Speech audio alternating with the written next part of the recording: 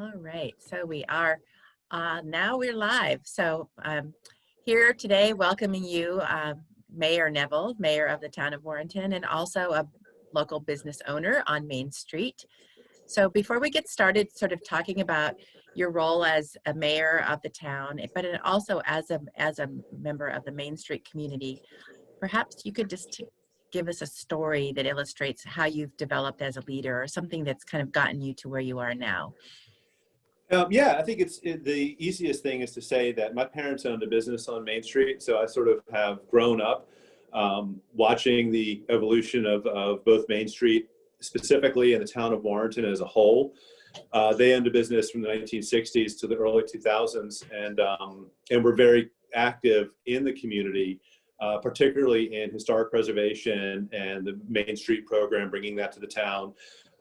Helping improve Christmas decorations, and just being an active part of both the business and the community as a whole, and realizing and watching how they participated showed me that things don't happen if you sit around and wait for them to happen, that you actually have to participate, and that it is a shared objective, and unless we all pull our weight and do our part, nothing will happen. Particularly in forms of looking towards government. And so, if you sit around and, government has limited roles in our community, we, I think, are fortunate to have a town government that is as proactive as it is. But ultimately speaking, its reach is by design limited, and our strengths are always going to be determined by the private sector and by residents themselves. So when my wife and I returned to Warrenton to open up our business, we sort of immediately started participating in some of the small merchant organized events. And that led me to where I am now via the Architectural Review Board and service there for a few years, and trying to find a way to straddle both sides, where as a business, what we do contributes to the betterment of the town of Warrenton, but also that service towards the community on behalf of the town council was another way to extend that and and contribute and return the favors the town has offered me in service of the whole of the town. So it was sort of born and bred into me, I believe, and hopefully the outcome reflects that. Yes, yeah. Well, I remember well your mother and the store, and my kids going in and buying little gifts when they were small, running up and down the streets. After school, they would get the bus dropped off at my office, which was down where the sheriff's office is now.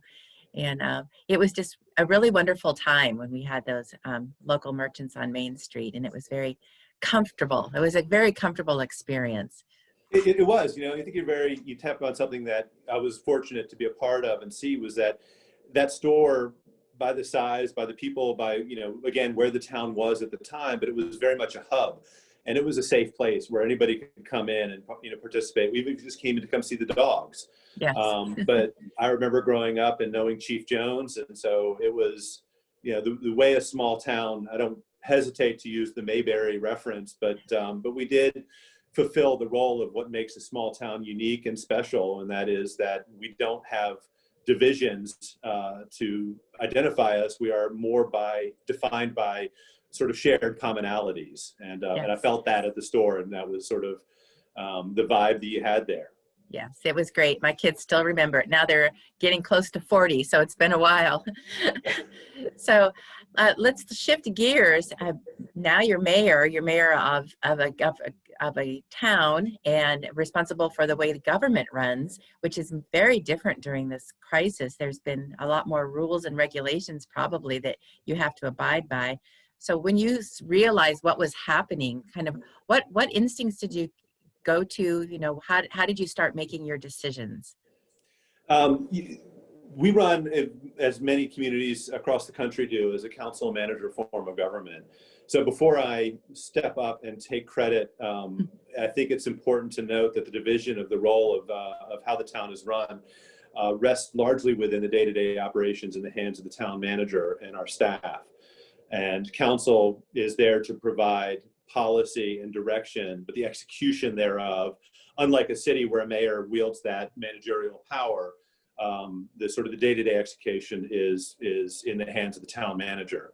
And so our role largely when this started coming out was making sure that we were in constant communication and providing that guidance, but also relying on the incredible strength and talent that exists within Town Hall. That had we not had that strength, there would have been a lot more stress and pressure on council, but that we have such competent, functioning, dedicated professionals serving all divisions within the walls of Town Hall made it a much easier position for town council and myself as mayor to be a part of. I think economically was one of our biggest concerns early on. The health management of the pandemic, the first response of that, that would lie outside of our realm. We don't have a health department, so that would be the county level. So the emergency services was largely sort of in coordination with the county and cooperation between the two entities. So the health side of it was fortunately outside of our scope. So our responsibilities were sort of looking towards the health of our employees, as well as looking towards ensuring that this shutdown, the stay-at-home orders, all of these things, what we did as in action to preserve and promote a survivability among our economy for our businesses. And so that was our largest role, was finding out ways to make sure that the health of our economy would support the health of our residents and community. Mm-hmm. And so that's where we basically looked and said, one of the best ways to do that is to perhaps pull back a little bit as a regulatory body and follow the lead of the state as well, which did so in terms of their ABC regulations, et cetera. And in pulling back a little bit, allowing businesses the flexibility they needed to serve their customers. So whether that was allowing, finding ways where curbside delivery would become more easy to happen. As you were in a pandemic and people weren't out, we eased up on our sign ordinance regulations to allow people to put temporary signs that would have otherwise been out of or in violation of our code. Anything we could do to allow businesses to step up, which in turn, I think, helped the, I don't use the word positivity because that's associated with testing, but I think there was a very positive feeling among residents. So as businesses were open and doing their best, residents stepped up. And so we kind of kept a mental well-being during this pandemic. And so that's where I credit the leadership of town council and the town government, was creating an environment where the well-being of our residents, the mental stress that was in a very stressful time, was alleviated. I think we found a great strength among ourselves. The drive-through farmers market is a good example of that, where people were able to line up in their cars and be able to support local farms and provide fresh food at a time when supermarket shelves were empty.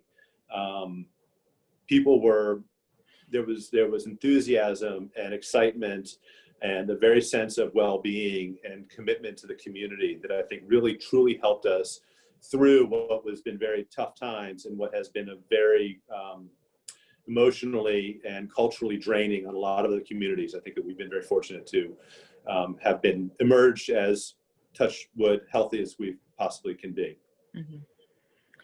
I think one of the things I first noticed about the town, because I know you have regulations that you have to follow, and I noticed very quickly that you definitely shifted. You shifted towards what can we do for our businesses, what can we do for our citizens? And I thought that was an interesting thing to see from a government entity, because I've seen the other side of you have to stick to those rules and regulations, and there's just no way around that.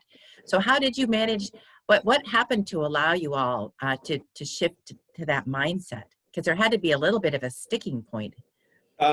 Yeah, obviously you want to ensure that you are legally and your responsibilities to protect the general welfare and the safety of your public has to always and is always your primary obligation as a governing body. What we saw internally, and I go back to commend and speak to the staff and the dedicated departments and individuals within the government, their passion and commitment to the town was also encouraged innovation. So ideas that were not sitting around waiting for ideas to come, staff actively came towards the town manager and in turn to council with ideas and innovation like the drive-through farmers market. And so everything we did was sort of looking towards, what we legally can do. So we basically passed a resolution that, I don't want to say it removed enforcement of certain sets of our zoning ordinances, going back to signs, going back to parking limits, going back to service of alcohol in outside areas. This followed suit, again, what the state did as well. So it's not just happening on the local level, but was happening at the state level as well. So truly the best way to describe it was just getting out of the way. And, so we passed the resolutions to allow for a moratorium or a grace period on the enforcement of what otherwise would be in violation.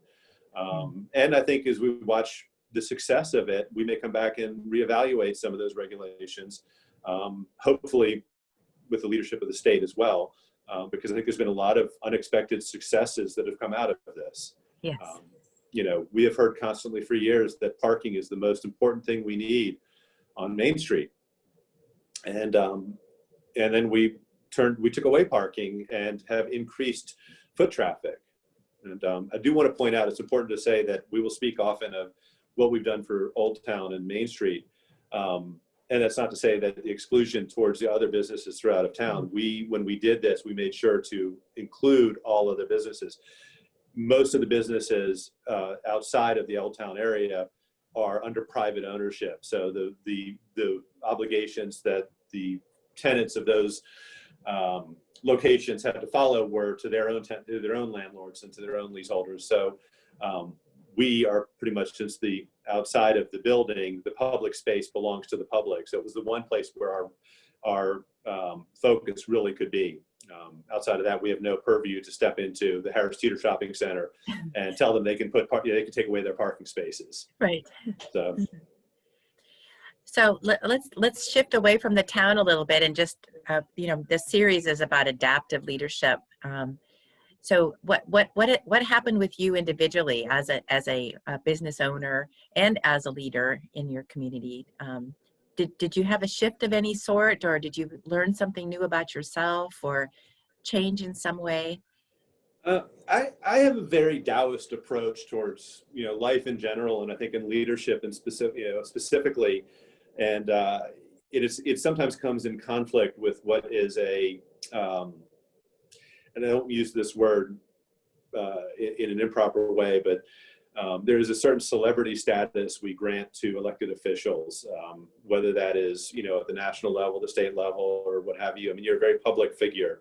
And in the age of Facebook and social media, there's an amplification perhaps of that. The citizen statesmen and women of days gone by, where you operate in obscurity, are not quite as much in a very sort of visual media driven age. So the hard thing for me has been adapting to that spotlight. I'm generally a relatively, I would say private, but I'm a reserved individual and do enjoy, degrees of anonymity. And that has also come into the way that I approach my leadership, which is, leadership is it's a collaborative effort. And I know that in a world that you really want to see strong, forceful leaders who speak and do everything that, and I always think that is, authoritarianism is the end of leaders who put too much faith in their own sense of right and wrong. And that I think a good leader harnesses the powers of that which is around them and allows the collective whole to achieve a greater result. And I think that has reinforced that notion during this pandemic that, it's collaboration and input and hearing all sides and trying to truly value all voices. You have a much more productive and defensible outcome. Yeah. So what do you see going forward community-wise here in the next, 6 months to a year? We'll just do a short version at this moment in time. We can do the longer view, but Yeah. what are the things that need to be being done or thought about or discussed right now as far as our community?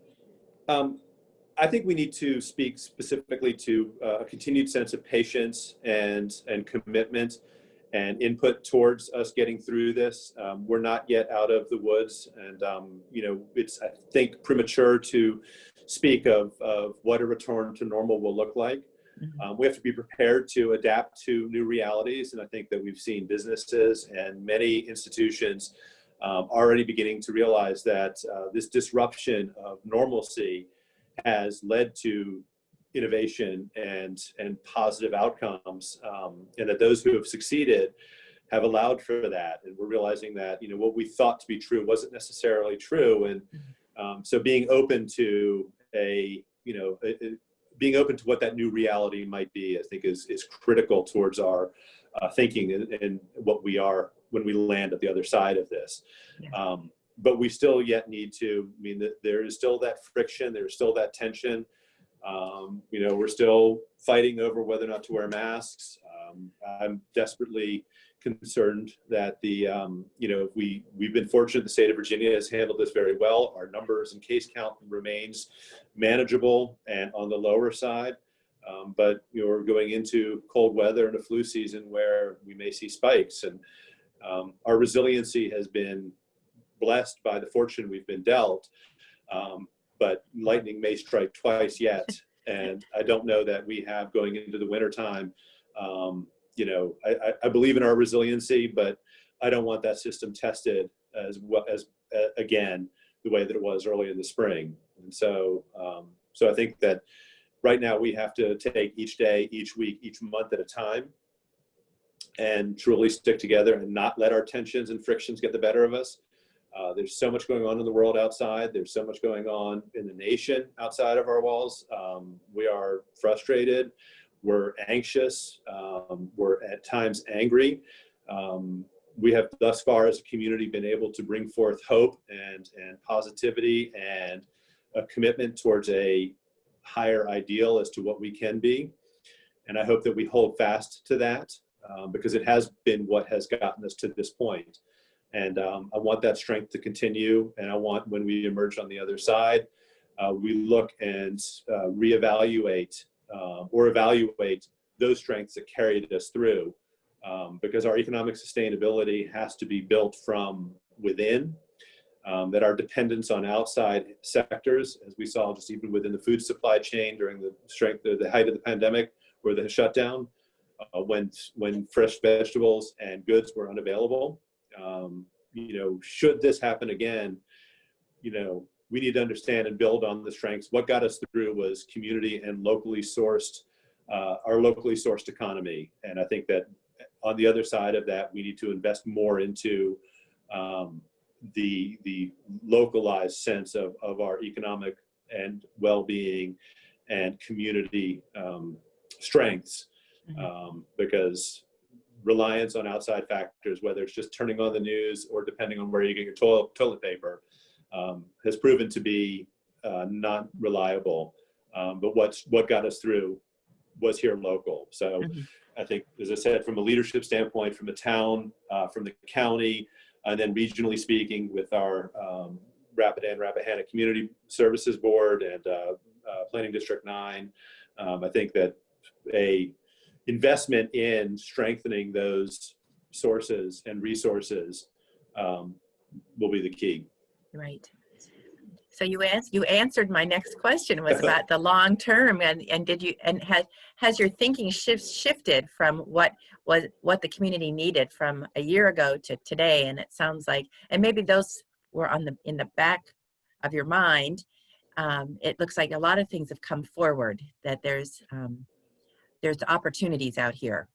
Yeah, and I think, going back to, I think farming is an important one. I mean, we're very fortunate to have a rural and agricultural sector that is strong, and the preservation of that land and preservation of those businesses is really critical and crucial. And we saw how valuable and important that was. And I think that if we right now, and this is my own opinion. I'm not an agricultural scientist or an economist, but I believe that we have, as our farms remain strong, I would love to see, instead of our grains being shipped off to China and our farmers being dependent upon, tariffs and trade wars and, export markets, if there's opportunity for farms to transition towards a regionally sourced, providing food and nutrition for our own people, would be lovely to see. It's a very hard thing. I know that young generation of farmers are not willing to get up as much as their parents and grandparents were, to get up at the crack of dawn and work long hours for meager pay and lack of health insurance. And the transition to shift from that industrialized side of, sending off all your goods to cooperatives and returning back to, basically a profit margin that you control. It's difficult. I mean, we've seen examples in Europe where it's happened. And I'd love to see innovation within our farming community here. But that's going to take either large amounts of grant funding, support from outside, from state funding, federal funding.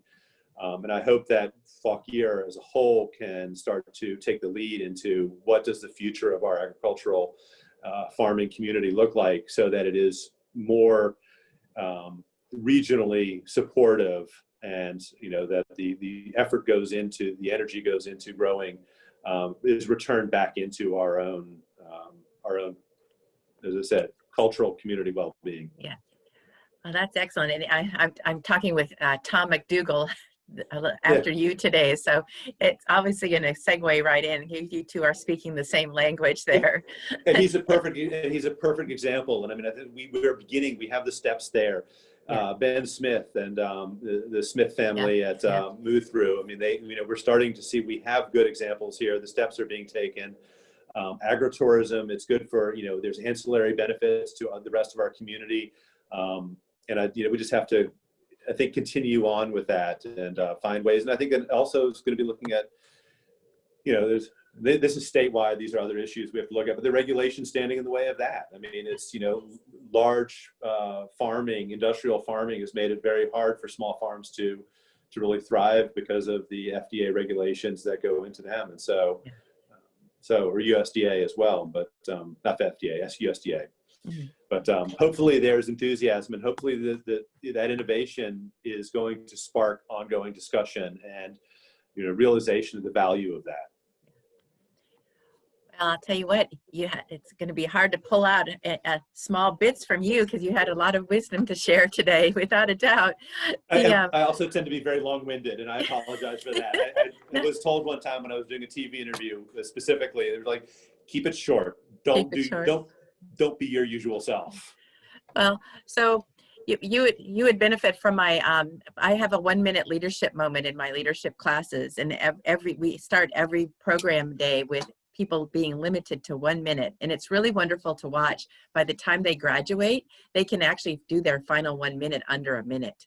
And they realize the power of what you can say in 1 minute too, which is actually a lot. So in 1 minute, could you share like a final thought? Like, what would you like people to, take away from your experiences over the last 8 months? What is one thing that you'd like people to remember or think about? What I would like people to remember as a whole is that, our strengths lie within each other, and our willingness to participate at all levels, and whether that's a family level or a community level or a state or federal level. It is the smaller, the more local it is, the greater the strength. And so long as we can realize those assets and put our best effort in on that, and perhaps not pay so much attention to the outside, but focus on within, we can tackle anything. We have the resources, we have the capacity, we have the enthusiasm, and so long as we are willing to collaborate, we will achieve what we want to achieve. And it basically really boils down to believing in each other and understanding that believing in each other requires support from one another. Mm-hmm. Excellent. And that was less than a minute too. So. I can do it. You were focused, right? Yeah.